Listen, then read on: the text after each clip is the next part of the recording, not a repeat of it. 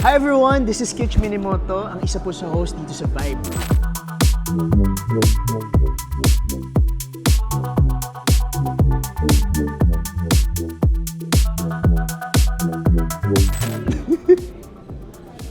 Pwede ba dito sabihin? Wait lang, hindi ko alam kung pwede. Pwede ba itanong ko muna yung tao? Secret na lang. Ganun na lang. Q. Yan. Kinikrave ko ngayon steak. Pili ko sa meat or burger. Yan. Kanina, first time ko lang sumayaw sa, alam mo yun, sa mga bosses natin, sa mga talented na dancers din sa paligid. Siyempre, it's an honor. Ako kasi actor talaga ako, but alam mo yun, gano'n naman yung life eh. Dapat nagde-develop tayo kung may bagong learning. So yeah, kanina yung first time and sobrang kinabahan ako, pero kaya yan.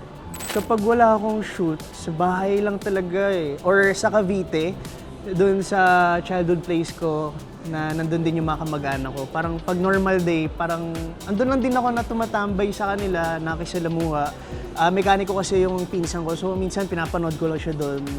Alam mo yung walang phone, medyo mas mabagal yung oras. Minsan feeling ko importante rin na ibigay natin sa sarili natin yun. Kasi nakakalimutan na natin, masyado ng daming distraction. May mga cellphone na akala mo nakapagpahinga nga, pero iba rin yung time mo with yourself. Kanina nahirapan ako matulog eh. So, it's either nakadapa or nakagilid or nakaganon. Sino yung sample? So, minsan nakaganon, minsan nakaganon. Depende. Depende sa katabi. Joke lang. Hello mga kapatid, this is Kitch Minimoto. Inimbitahan ko po kayo manood ng Vibe. Dito lang yan sa TV5 at pwede nyo rin po yan panoorin sa YouTube channel ng TV5.